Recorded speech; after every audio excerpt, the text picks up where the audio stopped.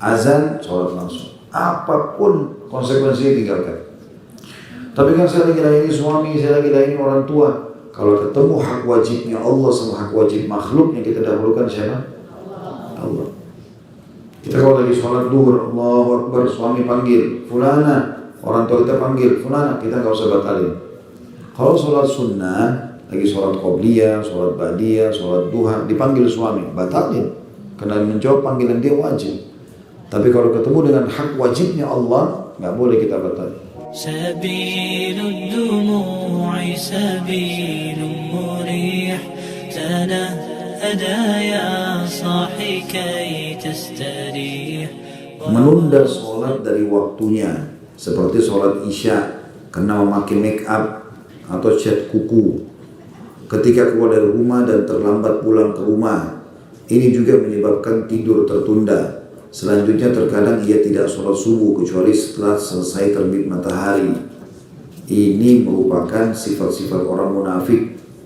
Nabi SAW bersabda, Innahu atani laylata atiyan, wa innahu mab'athani, wa innahuma qala li intaliq, wa inni intalaqtu ma'ahuma, wa inna أتينا على رجل متجئ ورجل قائم على رأسه بيده صخرة وإذا هو يهوي بالصخرة لرأسه فيثلب رأسه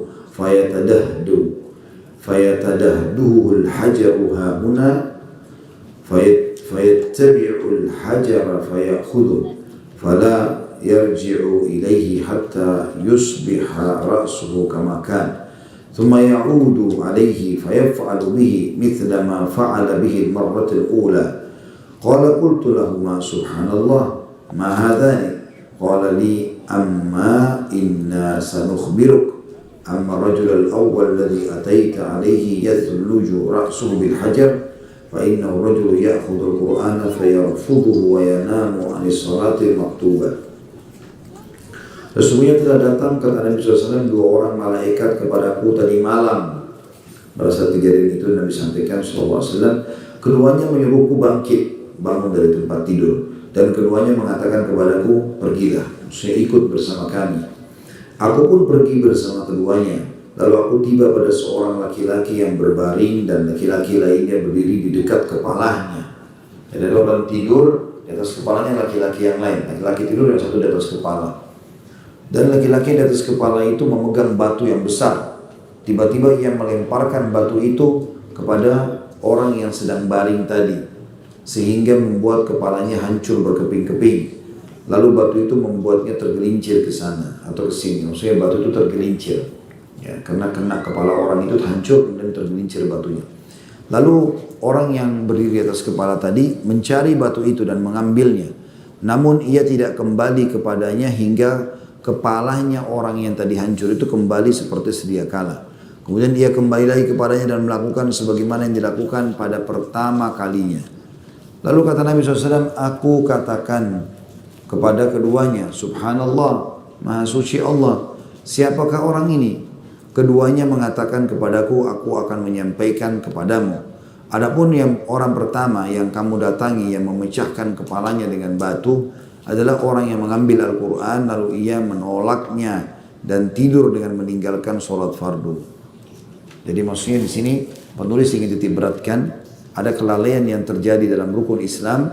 Kita bicara masalah sholat, rukun Islam yang kedua, yaitu suka menunda waktu sholat.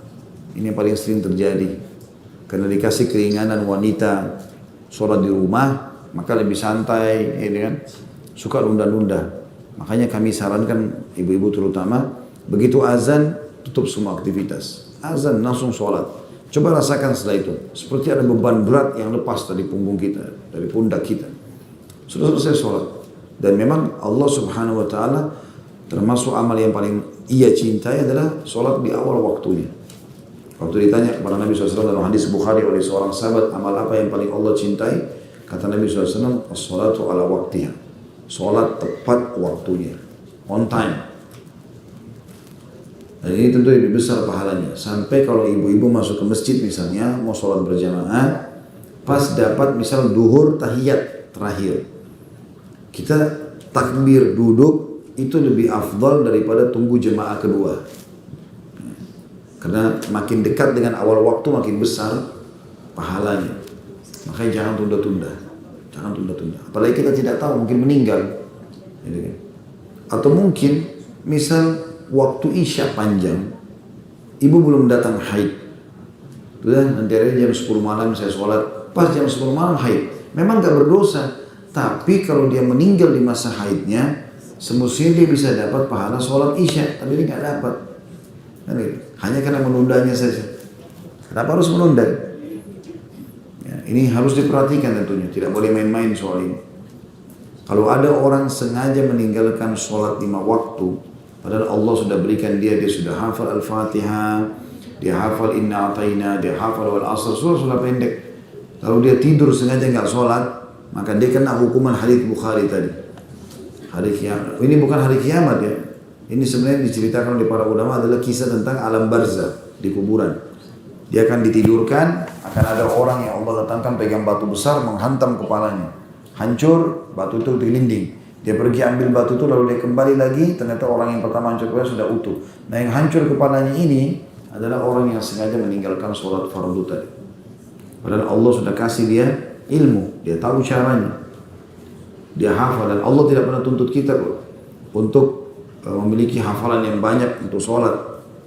Jadi walaupun kita tiap hari sholat duhur, asar, maghrib, dari subuh sampai isya semuanya rakaat pertama inna atayna, rakaat kedua wal asr boleh.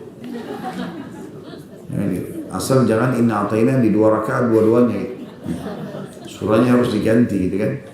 Jadi sangat mudah, tidak ada yang sulit. Lalu kenapa menundanya? Nah, apapun alasannya, termasuk acara-acara, dahulukan hak Allah Subhanahu Wa Taala. Bagi acara dimanapun, bagi pesta, bagi apa, acara perkawinan, acara undangan keluarga, pamit sebentar sholat. Bahkan insya Allah dihormati kok. Ya. Nah, saya mau pamit sholat dulu ya, masih disediakan sejadah, sholat 5 menit. Ya, apalagi orang kita nggak usah diajarin cepatnya sholat. Ada perlombaan kita termasuk dapat juara. Dan kalau ada orang yang menjaga sholat, terutama wanita di sini kita bahas karena masalah wanita, sholat 5 waktu dia langsung kerjakan, itu salah satu kunci masuk surganya.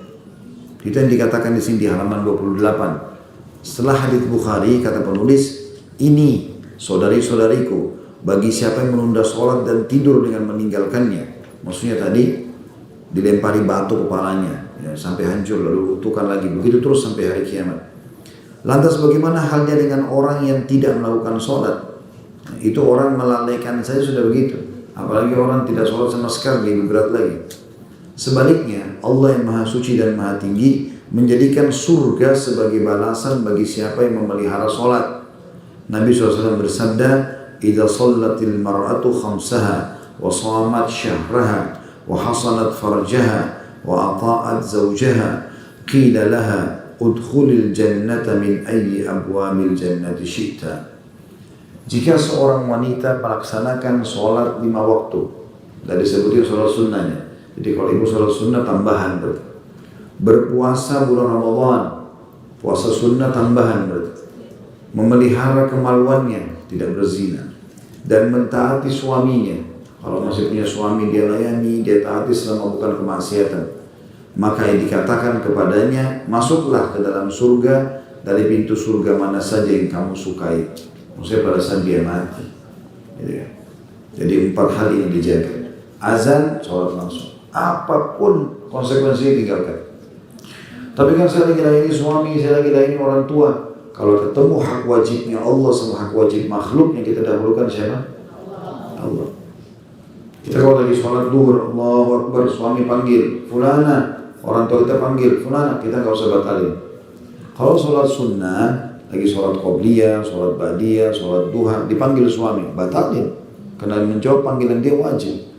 Tapi kalau ketemu dengan hak wajibnya Allah, nggak boleh kita batalin. Kita dahulukan. Maka tinggalkan semuanya untuk sholat.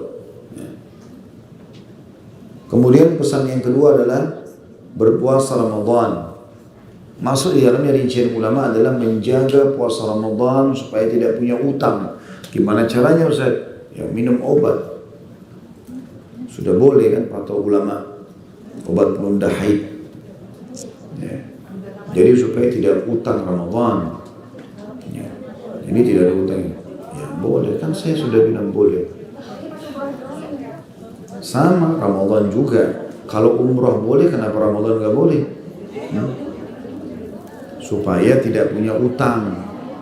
Itu keringanan. Zaman dulu ibu-ibu belum punya itu. Sekarang ada kemudahan, jadi mudahkan. Masuk dalamnya, kalaupun tidak minum obat penunda haid, maka tidak menunda membayar utang Ramadan. Habis lebaran, sehari dua hari, anggaplah seminggu, ketupatnya soalnya masih banyak. Habis itu puasa, bayar utangnya 3 hari. Ini 11 bulan ke depan, 10 bulan baru bayar. Ada seorang ibu di pengajian begitu tanya saya, Ustaz, apa yang harus saya lakukan? Saya punya utang Ramadan 2 minggu. Ini 3 hari lagi mau masuk Ramadan. Apa yang saya harus lakukan? Saya jawab, kesian Ustaz kadang-kadang. Karena pesawat sudah patah sayapnya, Ustaz selamatin. Mana ibu 11 bulan ke lalu ini? Sekarang sudah kepepet baru tanya Ustaz, apa yang boleh jawab? Nah, ya sudah puasa 2 hari itu. Tidak boleh puasa 3 hari ya. Karena hari syak, hari keraguan, masuk Ramadan atau tidak, hari terakhir Syaban nggak boleh puasa. Tinggal 2 hari. Ya sisanya kalau 14 hari utang, 12 hari nanti dibayar habis Idul Fitri. Tapi harus diikuti dengan taubat, nggak boleh. 11 bulan kemana aja. Nggak boleh. Dan itu kalau kita meninggal punya utang, walinya, ahli warisnya harus bayarkan. Ya kalau anak-anaknya tahu, atau anak-anaknya mau puasakan, kalau enggak, banyak orang begitu. Makanya contoh misalnya masalah harta juga begitu. Banyak orang tumpuk-tumpuk harta, dia pikir nanti ahli warisnya akan beramal buat dia. Belum tentu. Selama hidup beramal lah. Jangan tunggu. Mereka juga punya kebutuhan pada saat kita sudah meninggal gitu kan. Nah, kita yang beramal, kita yang bangun masjid, kita yang bangun anak yatim, rumah anak yatim dan segala macam. Makanya Nabi SAW mengatakan, siapa yang lebih suka hartanya, dia kelola atau ahli waris atau ahli waris yang kelola hartanya. Kata para sahabat, ya Rasulullah, kami pasti lebih suka kalau kami kelola harta kami. Kata Nabi SAW, yang kau infakkan selama kau hidup, itu hartamu yang sebenarnya. Yang kau tinggalkan pada saat kau meninggal karena kau tidak sedekah, itu adalah harta ahli waris. Allahu a'lam mereka sedekah atau tidak. Jadi nggak boleh nunda gitu. Ya. Jadi ini pesan yang kedua, Ramadan nggak boleh tunda pembayaran utangnya atau usahakan tidak punya utang. Ya. Saya kan menyusui Ustaz, saya hamil, coba dulu sahur yang cukup, ya, buka puasa yang cukup. Kalau tidak bisa baru batal. Tapi kalau enggak bisa. Istri saya waktu hamil, dia tanya saya gimana? Saya motivasi, coba sahur yang cukup, minum vitamin, minum susu segala macam. Coba puasa. Masya Allah sebulan Ramadan full puasa. Nggak ada kendala, nggak ada masalah. Anak-anaknya sehat juga gitu. Yang penting tergantung niatnya. Innamal a'malu binniyat. Kalau selalu lemahkan diri, kayaknya saya nggak bisa, kayaknya saya lemah. Jadi niatnya memang sudah setengah-setengah. Nih kalau sahur luar biasa, sampai perutnya kembung karena minum air sekian liter. Karena ketakutan sendiri, nanti saya haus. Sugesti dia, jam 11 sebentar kayaknya saya haus nih. Haus benar. Kalau niatnya benar, segelas air pun, bahkan tidak sahur pun, kalau niat benar, pas maghrib minum air kenyang, niatnya baik, kan sugestinya baik. Seperti itulah. Pesan yang ketiga, di sini memelihara kemaluannya. Jadi kalau sudah ada suami, ke suami saja, biar laki-laki yang datang seperti matahari, lupakan. Ya, dan ada lagi, udah selesai, nggak boleh tergoda. Kalau sudah mulai tergoda kembali ke dia, sama aja. Judulnya yang beda, apa? Pacingnya yang beda, judulnya sama. Laki-laki, sama saja. Ini putih, ini gagah, ini jelek, sama. Ujungnya sama. Jadi kan Nabi bilang, kalau seseorang di antara kalian keluar dari rumahnya, tergoda syahwatnya, kembali kepada pasangannya, karena dia punya apa yang dimiliki oleh orang itu. Sama kemaluannya ujung-ujungnya. Nah itu. Jadi cuma casing. Setan goda kita di casing. Akhirnya setelah dia dapatkan pun sama. Jenuh juga, manusia jenuh. Kan gitu. Maka syukuri yang ada. Jadi dengan cara itu kita memelihara kemaluan. Begitu juga dengan janda, duda, Dan juga dalam syariat tidak boleh tinggal. Nikah saja. Ya, selama masih ada peluang menikah. Tapi kan masa lalu saya ada masalah gini-gini. Ya sudah, itu masalah lalu, berdoa sama Allah. Minta diperbaiki.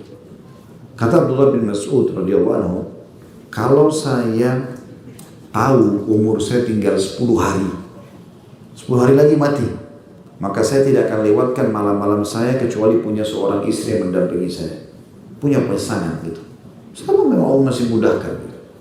Tapi memang ada hal-hal yang harus digarisbawahi ya. Kalau kita punya masa lalu kita yang salah, segera bertobat kepada Allah, minta maaf sama mantan orang, suami atau mantan istri dulu, kemudian mulai rumah tangga baru. Karena memang konsekuensinya kalau kita pernah buat kezaliman sama dia, bisa saja kita dizalimi dengan pasangan yang sekarang gitu kan. Tapi kita bicara normal lah, meninggalnya pasangan, bercerai, malah kita tidak salah tapi diceraikan atau segala macam. Ya sudah, jangan tinggal dalam kondisi sendirian. Ada satu keadaan yang dianjurkan dalam syariat, seorang wanita tidak menikah lagi. Kalau dia punya anak-anak kecil, yang dia khawatir kalau dia nikah, dia gak bisa urus, karena harus urus suami, harus urus anak. Apalagi suami sekarang bukan ayahnya anak-anak ini, belum tentu dia mau sayang sebagaimana ayahnya gitu kan. Begitu dalam sebuah hadits dikatakan ya, termasuk wanita di surga adalah seorang wanita yang memiliki anak-anak kecil lalu suaminya meninggal, kemudian dia tidak menikah lagi karena takut anak-anaknya terbengkalai. Nah itu boleh. Tapi kalau tidak ada apa-apa, anak-anak sudah besar, dia merasa diri masih sehat, ada orang baik yang mau menikah saja, nah harus tertinggal gitu ya. Karena memang memiliki pasangan itu akan menyelamatkan kemaluan kita.